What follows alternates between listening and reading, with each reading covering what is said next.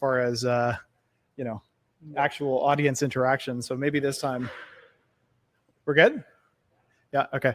Maybe this time we'll wait a few minutes for some folks to jump on and then really get started at that point. Yep. Get people to introduce themselves and then talk about things and then take questions and all that.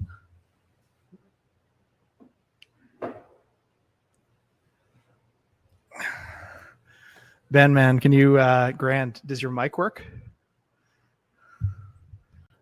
Yep, I've got my mic working. Can you hear me? Cool, yeah. So how you been, man? It's been a while since we talked. Yeah, it's been. It's been a bit of a pain at times, but it's fine. Got through it. Fair enough. Fair enough. Let me make the window full screen.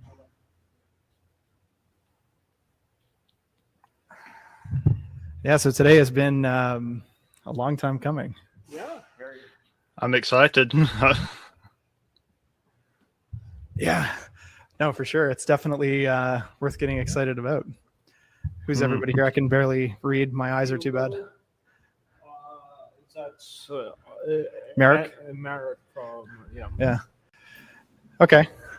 Hey, guys. I guess we've got a couple people on, and we can kind of just do this as people jump in. But do you want to introduce yourselves? I mean, I guess we could start. I'm Arthur, obviously, from Art Compute. This is resident genius Michael, our CTO. Yep. Grand, did you want to introduce yourself? Yeah, I'm Grand. I'm part of the community around in the Discord server, and I've used libvfo a fair bit. Yeah. Merrick, would you mind introducing yourself as well? Hi, I'm Marek from CubeSize project, and we don't use libvfo yet, but maybe that's one day. Yeah, maybe GVM next. Yes. Yeah. Anybody else? Kenny, do you want to introduce yourself? Kenny or Dave, I guess. Righties. It's okay. I guess Kenny's mic doesn't work. Hugo, I've never met you before. Did you want to introduce yourself quick before we get started? Hi, I'm just a regular user, not really involved in any related project. I'm mostly active in the GPU unlocking Discord. Yep. My nickname there is the Poon. I should maybe name myself on GT. Okay, fair enough. Anybody else? Do you guys want to introduce yourselves and then we'll get going? Or if we don't have any takers, I think we can probably get started. Fair enough. Okay. Yep. So, Michael, it's your show today. So we are officially announcing the creation of Mdev GPU. Mdev GPU acts as a library as well as a series of executables that will be progressively improved on over time. One of our biggest complaints that we had with libvfo is we didn't have proper documentation or good help screen. We are pleased to announce that with this time around, we actually fixed both those issues. Yeah. We have help with YAML configuration documentation as well. If you do the dash help, it will show you the entire YAML. Missing fields or fields out of order all work. I think the other thing we should probably mention, because Ricey is here, is Ricey, I think last time you were curious about the advanced help functions. Yeah. We're pleased to announce that the advanced help functions are in the new. So they are not in this current release, but yes, little CPU man is moving along outside of the GPU now. CPU now. Yeah. So we also have a few documentation tools which are available in the bottom link of the repository on how you can use certain functions that we have made available. We are aiming to partially re-implement the librm component for the NVIDIA, specifically for use in the Haskell project that we do use. Eventually, we will also add in Rust support and other component. And over time, we will actually probably verify using formal verification to make sure that there's no the functions that we implement in this manner will not lead to weird deadlocks of resources that we have experienced in the past while we were playing around with some of our own interpretations of how these resources work. Yeah. By the way, if you guys have any questions along the way, just feel free to jump in and we'll kind of take them along the way. Yeah. So I did mention kind of what is available by the OpenRM project that NVIDIA has open sourced. So we have an allocated client, allocated memory, RM control, and their share policies, but I believe they are being used where they are trying to move them into the RM control section. And so one of the important points to mention here is that the YAML document, the main thing that you're going to be able to achieve from that, or you could use JSON as well, is you can actually define your own MDevs. So this is not something like going into MDevCTL and checking. This is now, you can basically specify your own MDev topologies yourself. Also, you can filter it out on specific GPUs that you want. We have allowed you to select a specific PCI slot or function or domain and other things, as well as vendor ID and device ID. Currently, we find the most use out of the vendor and device ID for situations where we have both A100s and A40s in the same machine. And as such, we find it a bit more useful to be able to select only for the A40s. We will allow these configurations. If you want to contribute to this MDev GPU project, just let us know.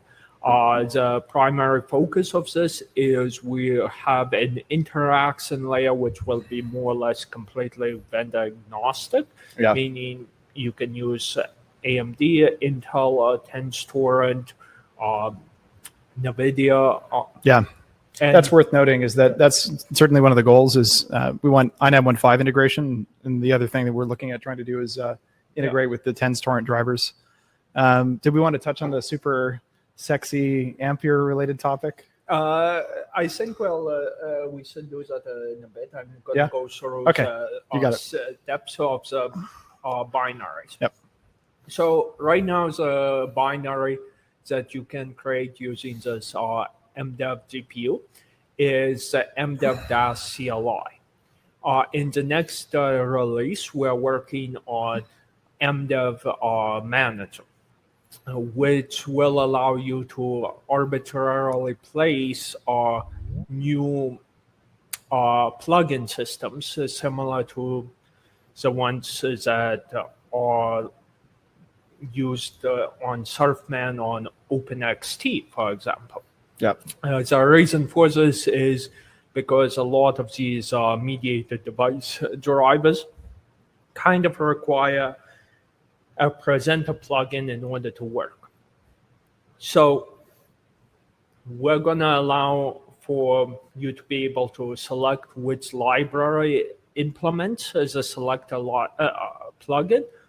You will have certain limitations on how you actually implement them. And we have both a closed source and an open source mechanism.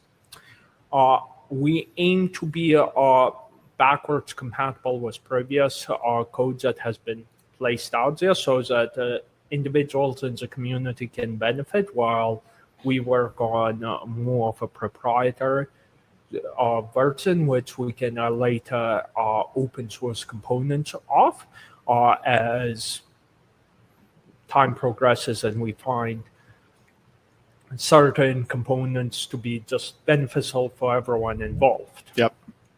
Okay. Should we jump to the Ampere support stuff? So with this approach, we will have a very good base for building out more testing grounds on Ampere. One thing that I do know, because we have tested with this Mdev GPU, we can create arbitrary GPUs using this for Ampere specifically with arbitrary size. Also, the sizes that you give it are in megabytes. That's a big distinction from previously where you had to use bytes. Yeah. So this puts us a lot closer to a consumer Ampere support. Yes. And it also takes us a lot closer to effectively a Libre mechanism entirely liberated for GPU virtualization. So we're getting very, very close, which is positive. Yes, Today is a big step. And we highly encourage individuals to work on presenter plugins as well as interfaces with other GPUs or vendors. I can't, my eyes are too bad.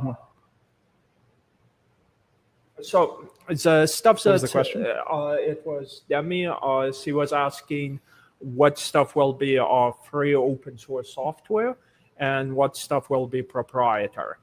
So as of this moment, the ability to create mediated devices in an arbitrary fashion for vendor agnostic sense will always, in our heads, be open source software first and foremost.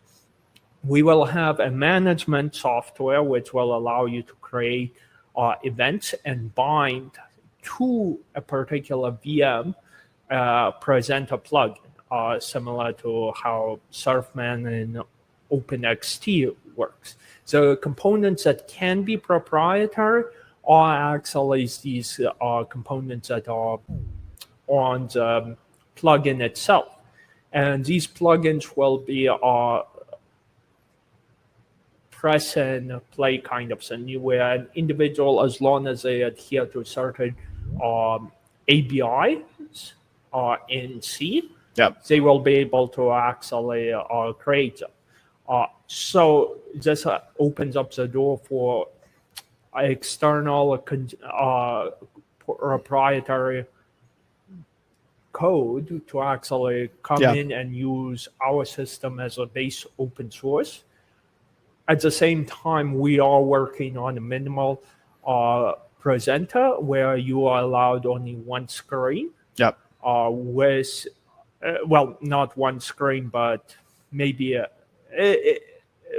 we'll get closer to what presenter plugin we will make open source a bit later on.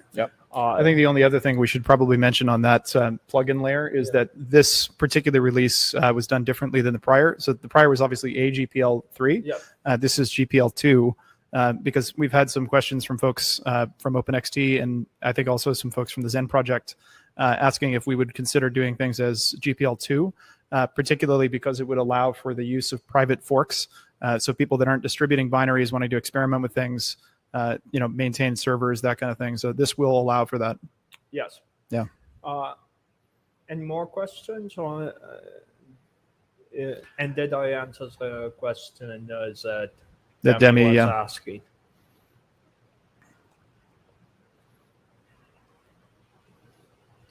I don't really. That pretty much answers it. So basically, to summarize, the basis of it'll be open source, but some higher level management components will be proprietary. There's also a guest util that we personally have to use as of this moment. Eventually, we're going to try to aim to making it partially open source and have some components that are closed source. It's all for management of VMs, however. It's not... like configuring IP addresses, configuring users, that kind of thing. Yeah. That's mostly for our own purposes. It's not necessarily related to the core GVM stuff. Okay, so basically it's something that wouldn't necessarily be needed by... No, not necessarily. A different management stack. Yep.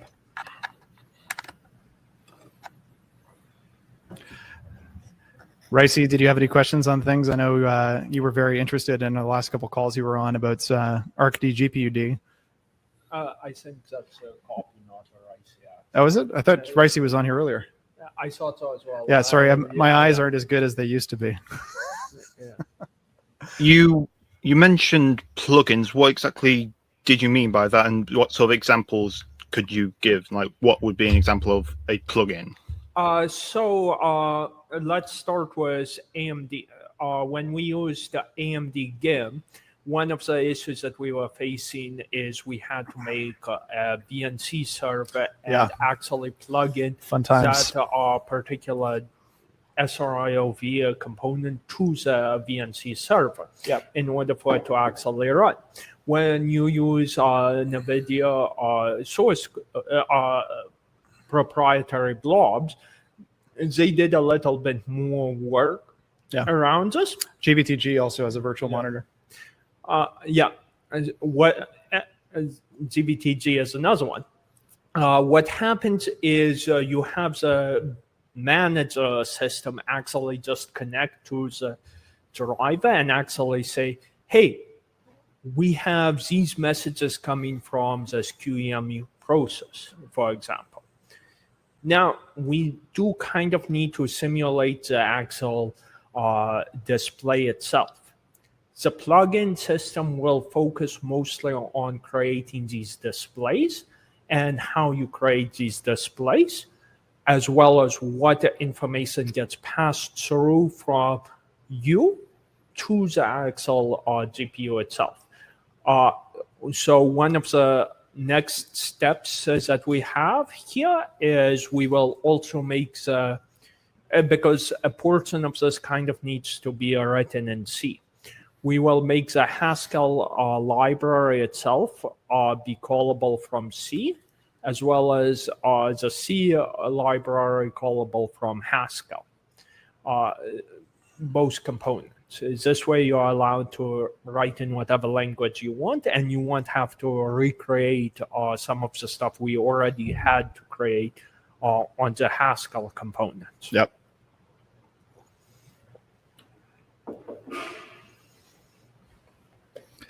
We encourage open source contribution specifically in the field of plugins. Yeah. As those are the ones that require the most amount of forethought and knowledge of the specific GPUs that we are working with. Yeah. We also want to get other vendor modules. Yeah. So some of the questions that were proposed by Snowman but he's unfortunately unable to make it here today, were related to page directories on the CPU and how it interacts with pages on the GPU, but also bar size and a few other areas. NVIDIA has something known as a VM IOP plugin. Unfortunately, we do not understand how this fully works at this moment, but we do know that there are certain functions that are being called with this object. And I think a good step in making this Mdev manager tool, specifically for this community, if you were to get this library and make a few modifications so that it fits ABIs that we create, you will be able to write this as a replacement of the Axel Mdev VMIO plugin. Yeah.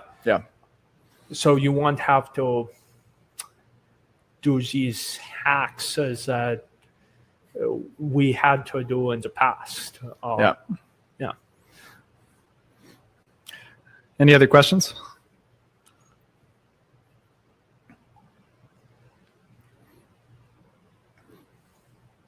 Okay, maybe the other thing that we probably should say is that all the existing documentation for installation is going to probably need to be updated pretty substantially. Yeah. Because for older stuff, I think we're running like way back on both Intel and NVIDIA right now, because I don't think we've documented anything on the install guide for libvfio for the new SRIOV drivers, nor obviously today have we implemented also the GVM stuff on our docs. So that's going to have to change pretty substantially. Some updates also on the Mdev CLI and all these things. There are certain changes that have to be made to the NVIDIA binary, the RM core, so to speak, in order to actually allow us to create these, as we do not have signature keys from NVIDIA that allows us to properly make these commands that were previously made. In the case of the 470 or the 460, the 450.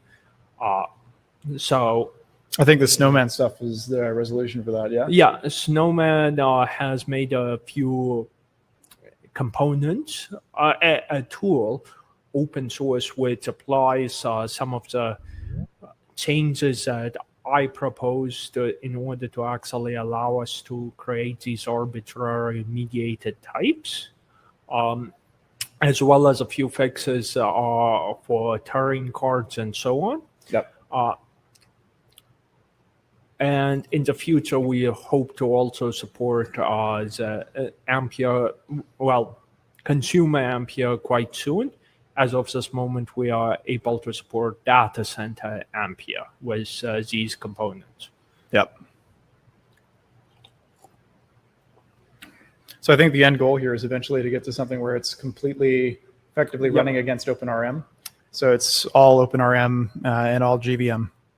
So we're slowly inching towards that. We're taking a big step, but there's more work to be done.